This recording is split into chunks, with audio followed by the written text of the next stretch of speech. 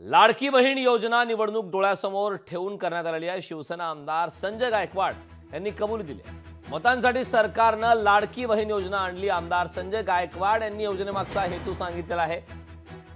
त्यामुळे एका प्रकारे संजय गायकवाड यांनी हे वक्तव्य केलेलं आहे। गायकवाड यांनी योजनेमागचा हेतू सांगितलेला आहे। मतांसाठी सरकारनं लाडकी बहीण योजना आणली असं संजय गायकवाड यांनी वक्तव्य केलं। योजना खरोखर चांगली आहे आणि योजना टिकणारी आहे।